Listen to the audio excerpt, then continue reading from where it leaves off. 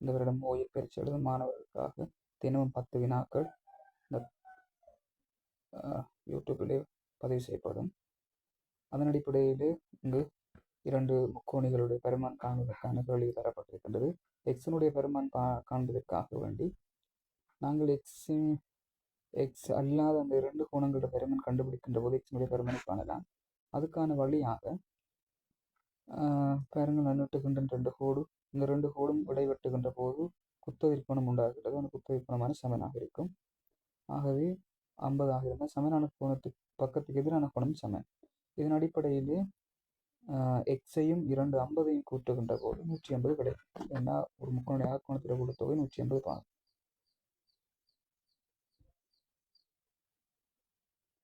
அடுத்ததாக எக்ஸ் எழுதி 2 50ஐ கூட்டுக்கொண்டு 100 சமன் 180. எக்ஸுடைய பெருமன் தேவையாக இருந்தால் கூட்டப்படுகின்ற 100 அடுத்த சமன்பாட்டுக்கு அங்கால் போகின்ற போது கழிப்படுகின்றது. ஆகவே எக்ஸ் சமன் 80 கிடைக்கின்றது. ஆகவே அடுத்ததாக இலகுவாகவும் செஞ்சு கொள்ளலாம். தவறுகள் வரும், அதனால தான் இவ்வாறு செய்கின்றேன். அதாவது 2 50ம் ஒரு எக்ஸையும் கொடுக்கும் 180. ஆகவே 100 இருக்கின்றது. 2 50ஐ கூட்டு மீதியாக 180 எவ்வளவு தேவை என்று பார்க்கின்ற போது 80 தேவையாக இருக்கின்றது. எக்ஸ் சமன் 80 நான் எழுதலாம். இங்கே செய்க வழியோடு எழுத பிரயோஜனமாக இருக்கு. அடுத்தாக இந்த முக்கோணியுடைய கோணம் பார்க்கறதுக்கு சில தேற்றங்களும் இருக்கின்றது. அதாவது என்னன்னு சொன்னால் கடினமானது இல்லை.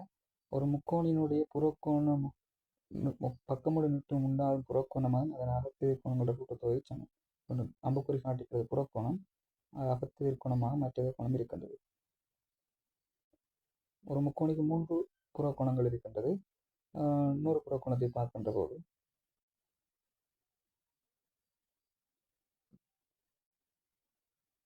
இந்த கோணம் புறக்கோணமாக இருக்கும். வெளியால் இருக்கிறது புறக்கோணம், உள்ள இருக்கிறது அகக்கோணம். ஆனால் நான் பேசுறது அகத்தெதிர்கோணம், அகத்துக்கு எதிராக இருக்கிற கோணம்.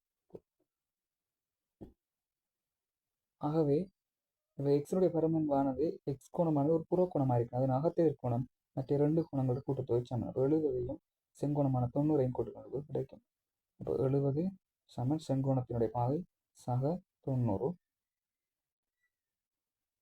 ஆகவே எக்ஸ் சமன் 160 பாகை. அல்லது 70ஐயும் 90ஐயும் இந்த இடைவெளி கோணத்தையும் கூட்டுகின்ற போது 180. அந்த இடைவெளி கோணத்தை காணுகின்ற போது 70ஐயும் 90ஐயும் கூட்டினால் 160. ஆகவே இந்த இடைவெளிக்கு 180 20 தேவைப்படுகின்றது.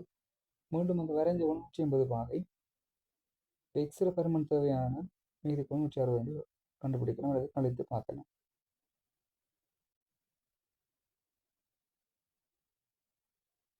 அடுத்தது பொமச்சி பார்க்கின்ற போது முதலாவதாக அங்கனுடைய இருக்கின்ற பெருமானங்களுக்கு, அதாவது குணகங்களுக்கு பெருமானங்களுக்கு நீங்கள் பொமச்சி பார்க்கலாம். 12க்கும் 8க்கும் நாங்கள் முதலாவது பொமச்சி பார்க்கறதுக்கு முதன் எண்ணால் வகுக்கணும். முதன் எண்ணாக 2 3 5 7 11 இப்படி போயிட்டு இருக்கும். அப்போ 12ஐயும் நாங்கள் 8ஐயும் நாங்கள் முதன்மை எண்ணால் வகுக்கின்ற போது 2ஆல் முதலாவது வகுப்போம். 2ஆல் வகுக்கின்ற போது 12க்கு 6 தடவை, 4க்குள்ள 4 தடவை, 8க்குள்ள 4 தடவை. 2ஆல் வகுக்கின்ற போது அடுத்து 3 2 திரும்ப 2ஆல் வகுக்கின்ற போது 3 வகுப்படாது, 2க்குள்ள ஒரு தடவை. 3ஆல் வகுக்கலாம், 3க்கு ஒரு தடவை. அப்படி இருக்கின்ற போது மீதியாக நாங்கள் பெருக்கிய பெருமானம் எல்லாம் இந்த பிரித்த முதன்மை எண்ணெல்லாம் பெருக்கி போட்டு நாங்கள் போச்சு பார்க்கலாம். 2 4 4 2 8 8 3 24. அடுத்தது எக்ஸினுடைய வலுவை பெரிய வலுவை கண்டுபிடிக்கும். எக்ஸ் வர்க்கம் அடுத்து எக்ஸ், இதில் பெரிய வலு எக்ஸ் வர்க்கம். அடுத்து வையினுடைய பெரிய வலுவை பார்க்கறது வை வர்க்கம். அது வேறு முறையில் காணலாம். அந்த 12க்கு மட்டுக்கும் நாங்கள் மடங்கு எழுதிக்கொண்டு 12 மடங்கு 12 மடங்கு கூட்டுகின்ற போது 24 36. அடுத்தது 8னுடைய மடங்கு 18 8 கூட்டுகின்ற போது 8 16 24. அவடத்திலே முதலாவது வருகின்ற பொதுவான மடங்கு நீங்கள் எழுதினீங்கன்னா அது ஒரு பொமர்ச்சியாக காணப்படும். இதுக்கு பிறகு இன்னும் மடங்கு வேறு, அதில் மிகச்சிறிய மடங்காக நாங்கள் 24 எடுக்கலாம். அடுத்ததாக 3க்கும் 6க்கும் 4க்கும் நாங்கள் பொமர்ச்சி பார்க்கின்ற போது அது முதன்மை நாள் வகுக்க வேண்டும். 2ஆல் வகுக்கின்ற போது 6க்குள்ள 3 வகுப்படாது, 6க்குள்ள 3 தடவை, 4க்குள்ள 2 தடவை. 2ஆல் வகுக்கின்ற போது 3 வகுப்படாது, அதை பார்த்து எழுதுவோம். 2க்குள்ள ஒரு தடவை. மீண்டும் 3ஆல் வகுக்கின்ற போது ஒரு தடவை ஒரு தடவை. அடுத்தது மீதியாக இருக்கின்ற பெருமானத்தை பிரிக்கணும் என்று சொன்னால் 2 தடவை 2 4 4 12. அது வேறு முயற்சி 12. அல்லது நான் ஏற்கனவே சொன்ன மாதிரி 3ம் 6 4 வேறு எழுதி போட்டு அவங்களுடைய மடங்கு பாருங்க. கூட்டி கூட்டி போங்க. 3 மடங்கு சொன்னால் 3ஆல் கூட்டி கொண்டு போங்க. 6 மடங்குன்னா 6ஆல் கூட்டி கொண்டு போங்க. 4 4ஆல் கூட்டி கொண்டு போங்க. ஒரு 3 பெருமானம் எழுதி வச்சுக்கோங்க. போதாட்டி இன்னும் நீங்கள் கூட்டி பாருங்க. நீங்கள் குறுகிய பெருமானமாக தான் இருக்கும். பெரிய ஒரு பெருமானம் கூட வாரதில்லை. ரைட். அடுத்தது அப்போ 12 2லேயும் அடுத்தையும் போட்டு பாருங்க. 12 வந்தால் சரி, இல்லாட்டி அடுத்த கட்டத்துக்கு போகும். இன்னும் கூட்டி கூட்டி போக வேண்டும். 12ஆக வந்து இருக்கின்றது. அடுத்தது எக்ஸினுடைய வலுவில வந்து மிகப்பெரிய ஆள், எக்ஸில் பெரிய ஆள் பார்த்தோம்னா எக்ஸ் மார்க்கம் தான் இருக்குது. கணம் சிலர் வந்தால் கணம் இருக்குது. 3 அது வயினுடைய மிகப்பெரிய ஆள் வயிறு. இந்த வயிறு 2 சமன் தானே ஒரு ஆள் வர. அடுத்து பின்னங்களை சுருக்கின்ற போது கட்டாயம் பகுதி எண்ணாக சமப்படுத்த வேண்டும். அதுக்கு நீங்கள் புமசியை பயன்படுத்தலாம். அல்லது நான் சொன்ன மாதிரி புமசி வாக்க மற்ற முறைகள் இருக்குத்தானே, அந்த முறையை நீங்கள் பார்த்து கண்டுபிடிக்கலாம். பின்னங்கொண்ட கூட்டும் போது கழிக்கும் போது கட்டாயம் பகுதி எண்ணை வந்து சமப்படுத்துறதுக்கு புமசி பார்க்கணும்.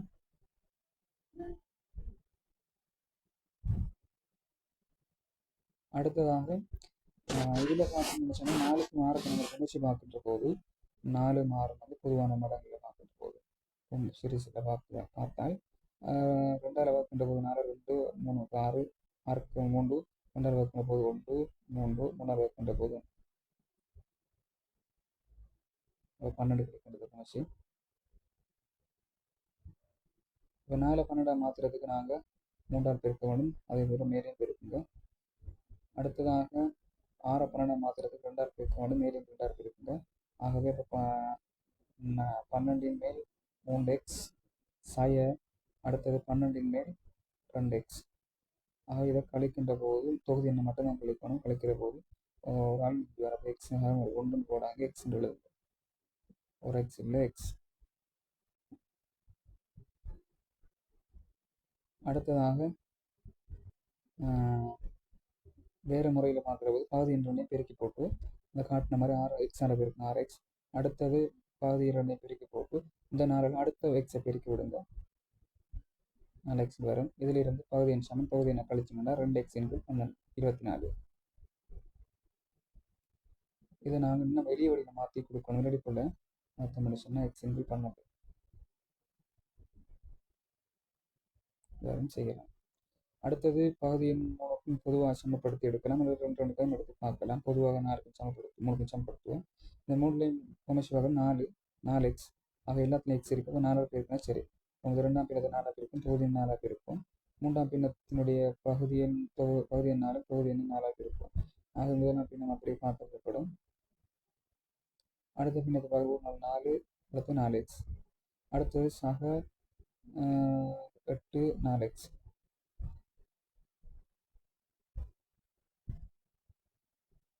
அடுத்தது இந்த 2 பின்னத்தினுடைய 3 சமனாக ஒரு பின்னத்தை நான் சொல்லி 5ல் 1 கழிக்கின்ற போது 1. அதை நான் பார்த்து எழுதுறேன். முறை நேரம் செய்யலாம். அடுத்த பின்னத்தை பார்த்து எழுதி போட்டு இப்போ 2 பின்னம் கூட்டப்படும் 9 × 4x. அதாவது இந்த நேர்கூட்டின படித்திறன் கேள்வி வருகின்ற போது கட்டாயமாக நீங்கள் சமன்பாடு ஞாபகம் வச்சுக்கணும். n சமன் y1 சாய y2 × x1 சாய x2. கட்டாயம் மேலே y2ல x வரணும். அந்த ஆள்குற்றில் முதலாவது ஆள்குற்றினுடைய பூஜ்ஜியம் வந்து x1, அடுத்தது x2, அடுத்து y1 y2. பிறகு செய்யுங்க. y1க்கு வந்து 2 சாய, அடுத்தது வந்து 5, அடுத்ததுக்குள்ள x1 வந்து 0, அடுத்து x2 வந்து 1. இப்போ 2லேருந்து 5 போகாது, 5 2 போகிறது மறை 3. அடுத்த 0லேருந்து 1 போகாது, மறை 1. ஆகவே 2 மறையை வெட்டுகின்ற போது விடை நேரில் கிடைக்கின்றது. அடுத்த படித்திறனை பார்க்கின்ற போது கட்டாயம் எங்களுக்கு ஆள்கூற்று புள்ளிகள் தேவை. ஏனுடைய ஆள்கூறுகளை எழுதுகிற போது முதலாவது 1க்கும் 3க்கும் நேராக இருக்கின்றார். அதனால நாங்கள் 1,3 எழுதுவோம். முதலாவது எக்ஸ்பெரிமானத்தை எழுதுங்க அல்லது பிழைக்கும். முறையை வந்து முதலாவது எக்ஸ்பெரிமானத்தை எழுத வேண்டும். எக்ஸ் ஆள்கூறு எழுத வேண்டும். அடுத்தது பீனுடைய புள்ளியை பார்க்கின்ற போது 4,1 x1 x2 y1 y2. அதை சமன்பாடு எழுதி கொள்ளுங்கள். சமன்பாடு கட்டாயம் ஞாபகத்தில் போங்க. நம்ம எக்ஸாமுக்கு வர இருக்கிற கேள்விகள் வந்து பிரதிசிவம் y1 வந்து 3, y2 வந்து சய 1, அடுத்தது 1 சய 4. இதில் நாங்கள் அந்த 3லேருந்து 1 கழிக்கிற போது எங்களுக்கு 2 கிடைக்கின்றது. ஆனால் 1 இருந்தாலும் போகாது, அப்போ மறை 3 கழிக்கிற போது கட்டாயமாக அடுத்த காரணிகளை காண்க கேள்விகளில் பார்க்கின்ற போது கட்டாயமாக இரு வர்க்கங்களோட வித்தியாசத்தின் அடிப்படையில் காரணி வந்திருக்கும். 2 உறுப்பு இருக்கும், ரெண்டையும் வர்க்கமாக மாற்றணும். அப்போ வர்க்கம் மாத்திரம் வந்து போக முடியாது. வர்க்கம் சைபி வர்க்கம் இருக்கும்போது வர்க்கம் நமக்கு கழிக்கணும், வர்க்கம் நமக்கு கூட்டி எடுத்தால் சரி. அதுக்காக கட்டாயம் வர்க்கத்தில் பெருமானம் தெரிஞ்சிருக்க வேண்டும்.